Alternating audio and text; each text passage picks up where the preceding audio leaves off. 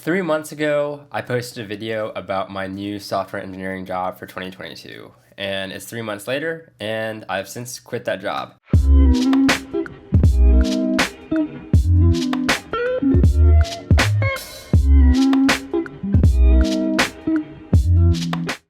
I joined IBM in May of 2019 as a software developer intern, and I worked hourly 40 hours a week from May 2019 to August of 2019. And this internship experience was incredible.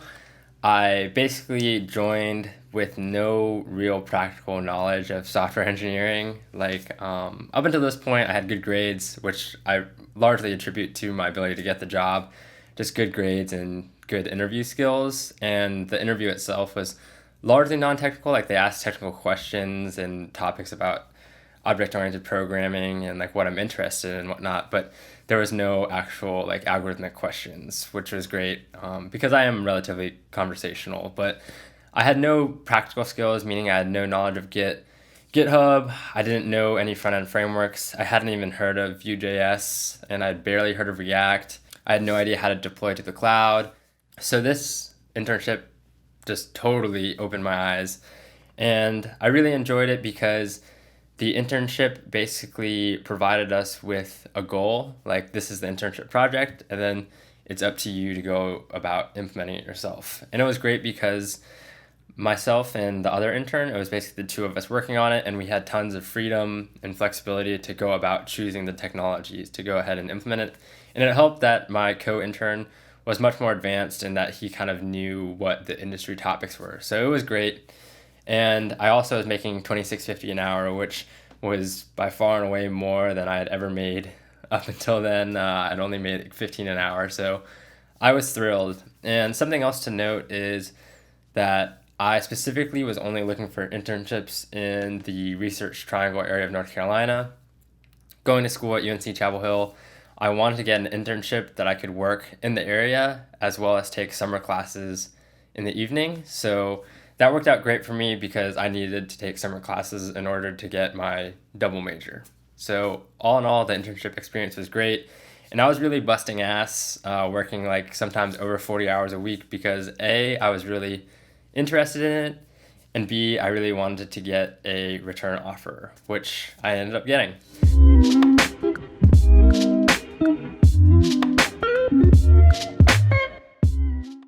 I very quickly realized that the team dynamic was very different than when I interned the summer before. First of all, the data scientist that was on the team, who was pretty much the only technical person on the team when I had interned the year before, he had switched teams. The co-intern, the person who I worked alongside with for the intern project, accepted an offer, but that was elsewhere within IBM. And I was now the lone full-time software engineer on the team. And I no longer had a separate intern project, so I kind of would do the non-technical work that others on the team would do and be hunting to kind of create my own technical project that I could pitch to the manager and allow me to kind of use the technical skills that I wanted to hone in on.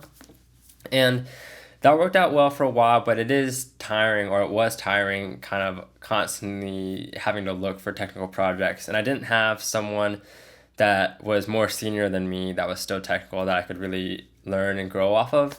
And for that reason, I wanted to switch teams probably by December. So I joined in the summer, and I was kind of thinking about switching teams by December.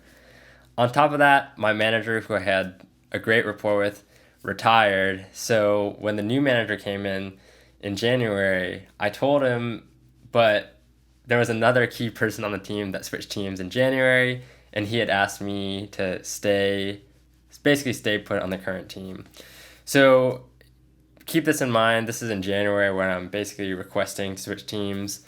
And long story short, I'm not able to switch teams until late 2021. So I'm sticking it out. I'm kind of just trying to find more ways to apply myself technically. And to the manager's credit, there is another software engineer that joins the team in early 2021, which does help. I'm no longer the only software engineer, but I am still the most senior software engineer on the team, since the other software engineer is a new grad hire that joins in January.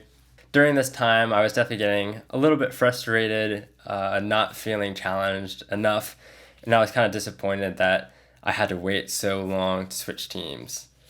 I have a whole separate video about my first year or first software engineer experience, so I recommend you guys check that out.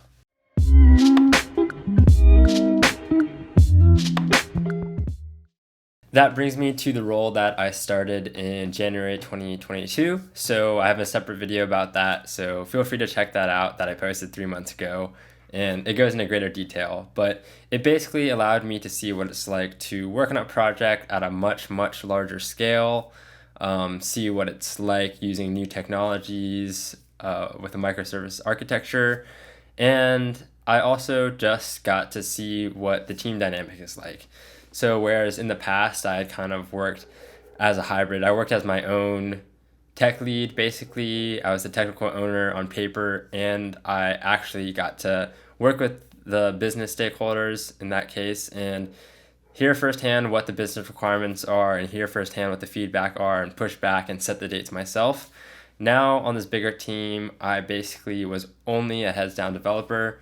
I basically only had 1 or 2 meetings a day, and other than that, I was heads down coding all day.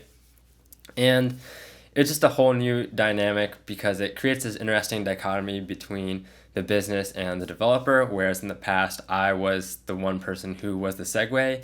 Now it's kind of left up to the tech lead or the iteration manager to go up to bat for you to kind of communicate between what the business wants and what the developers are able to deliver. In terms of what I liked and didn't like, obviously I liked how much I learned, and just seeing what it's like to develop a cloud application at scale was super, super eye-opening. And I think I learned more in the 6 months, maybe twice as much in the 6 months from January to June of 2022 than in the last 6 months of my previous job. What I didn't like, I guess, is it feels much more impersonal and it feels very business driven. So I feel like the business requirements are constantly driving the development work, so much to the point that the deadlines that the business sets, they're so strict that it kind of compromises the quality, I felt like, of the development work.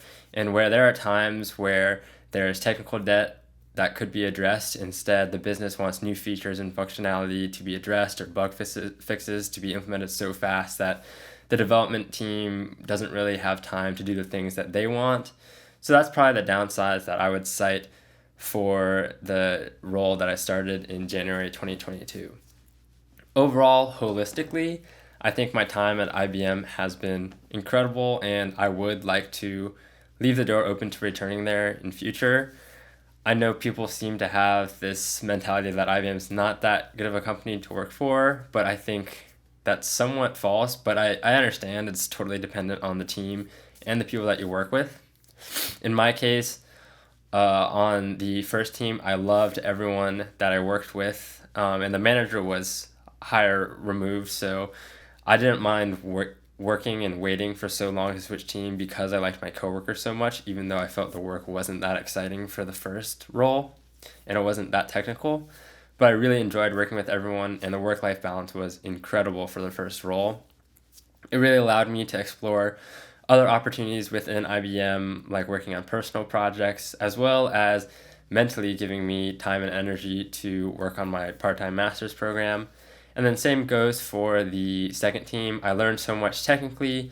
I did work a little bit harder, I would say, and it was more demanding, but still the team was phenomenal, and I really liked working with everyone. On top of that, I know the salaries, I guess, sometimes people think is peanuts, but I think from when I joined IBM to when I left IBM, I had a 15% increase in pay, and by all means, I think that's plenty for 2 years out of college. So overall, I did really enjoy my time at IBM. I guess the biggest things that like kind of pushed me to leave were largely external, but some internal things. And when I say external, just external opportunities came along my way, and I'll make a separate video about that.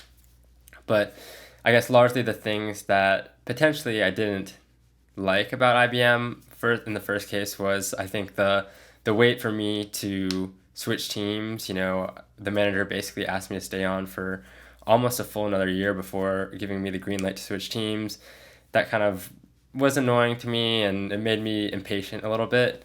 And the second thing is, once I joined the new team, I kind of didn't like how impersonal it felt, and it felt like we were kind of just working to do whatever the business said. And oftentimes, us developers don't even understand the functionality of the project that we're working on. We're only purely implementing it to the specifications that the business says.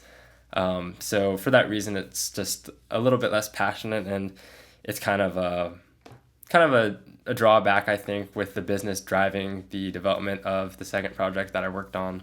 All in all, that's it. I think it's been a great 2.5 years, 3 years with IBM, and I'm excited about the future. See ya.